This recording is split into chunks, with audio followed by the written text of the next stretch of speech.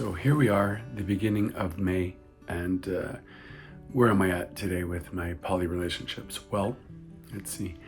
My relationship with Arzu has, I think, gone to an even smaller level of interaction than it was before, which is creating a kind of a bit of a void or opportunity, I guess, as the optimist would say, but our interaction has gotten much smaller. And part of that is because she says that she doesn't want to be announced as being polyamorous. If she wants to do that, it would be a very private thing for her. And I think that's coming off the heels of Tara and I having this online platform where we do announce ourselves as being polyamorous, because we have a group called Let's Talk Polyamory, where we try to be a resource for people who are wanting to have modified relationships, something outside monogamy. And so for her, she's not liking the overexposure aspect of it, and I can appreciate that. So we've kind of dialed it back a lot. It's different than what it was, a couple years ago.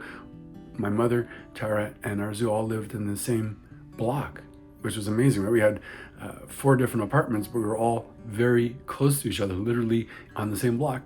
And now, fast forward 2 years later, my mother has died.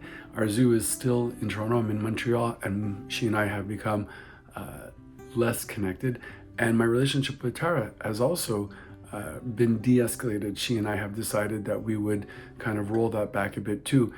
I found myself kind of being in a relationship, a wonderful relationship with Tara, but it had the trappings of monogamy. Even though we were open relating, I felt as though I had kind of allowed myself to kind of get back on the escalator, the relationship escalator, and all of a sudden I was, and it's a wonderful thing, but I felt I was part of this relationship, and then I had lost a lot of my own identity or my autonomy, and I would default to her for little things, in some ways treating her as though she was my mother in a sense. I then kind of lose myself in that.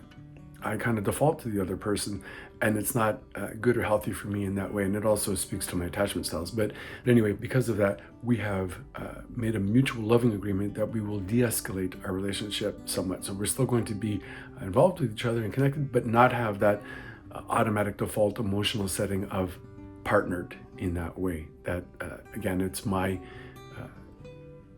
I'm the catalyst for this. It's just that it was too much like the other marriages I had been in, and while there's wonderful parts to it, I was not emotionally wanting or ready or choosing to have that style of relating. So it was difficult to announce that, but in the end, I think it was for the best thing. And as I say, we're maintaining a loving relationship. We plan on traveling together, and we still do a lot of things together. We're still having our Let's Talk Polyamory group together. So there's a lot, but it is difficult at times to make that announcement, right? If you say to somebody, hey, why don't we move in together? That sounds like a great invitation. People are excited about that. But if you say, well, I'd like us to move out and not be together, but still be loving, it's not as readily accepted, at least not in my circles, in my world, my experience.